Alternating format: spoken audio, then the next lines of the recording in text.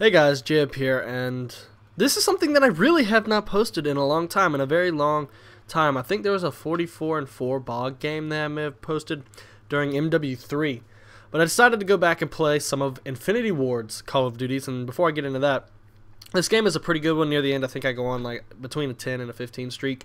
I'm using the P90 in the game, which I guess is one of the best submachine guns in that game of all time, but as I was going back and playing Infinity Ward's Call of Duties, i.e. I played COD 4, Modern Warfare 2, that kind of thing, I've kind of noticed that the spawn system, it wasn't better back then, and it wasn't better in MW2. It feels as if the spawn system is the same exact one that we're dealing with in Ghost, but because they're making the maps the way they are, that's why we're getting more problems. Like with Arcadon from MW3, it was just pure chaos. But in, say, COD 4, it's nowhere near as problematic. Modern Warfare 2, it got a little bit more problematic because in these games you can watch people spawn. You can get spawned on, things like that. So I guess I'm saying that overall the spawn system, I think it's the same exact one that we saw in COD 4, maybe with one or two tweaks depending on spawning times and locations close to teammates or enemies. That it is the same one that we've been dealing with, and that I guess it needs to be changed. It's not the maps, I guess, in Ghost, unless it's dealing with the same one, that need to be changed, but the whole spawning algorithm or the spawning location on the map, because I don't know how the spawns actually work. I don't know if Infinity Ward goes in and places little spawn locations inside of the map. That time when you die, that's where you will spawn at. I don't know if that's the case or if you're just randomly placed anywhere on a flat surface within inside the map. So, and also in this, it was pretty cool. This guy was up here glitching to get to this position where he could snipe. So I decided to go ahead and deal with him with the P90 by getting over there, and then picked up a Barrett and proceeded to get 3 headshots in a row. So I guess dead accuracy, if you know what I mean. But I was having some fun in COD 4 until I started noticing things about the spawn system, because it would start messing up here and there.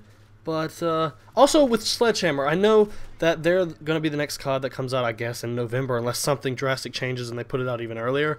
That they're the ones developing the next COD. And I did, in a previous video, ask of a perk to be added. Some of you didn't agree with it. If you think about it, one-hit kills are problematic, like with the knife is a major problem. Explosives. Snipers with quick scoping is why I mentioned that perk, because when they can just run around and just left trigger, right trigger, and you're instantly dead and you can't fight back, I see that as a problem. Maybe you can add a proximity to the perk if they added in a no one-hit kill perk, so that, say, snipers can one-hit kill outside of 40 or 50 feet away rather than underneath where they're quick scoping.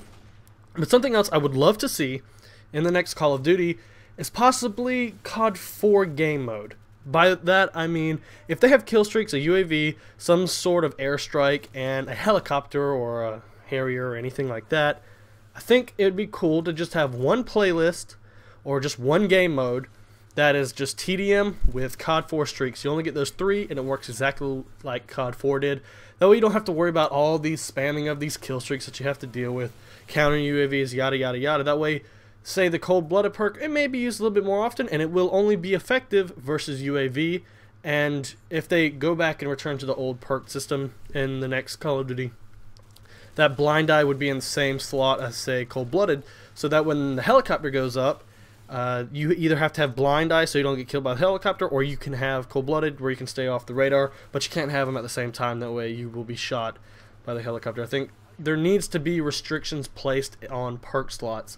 That way people can't run everything. That basically breaks the game. And that's another thing. When I was playing these games, I figured it's not the player's fault.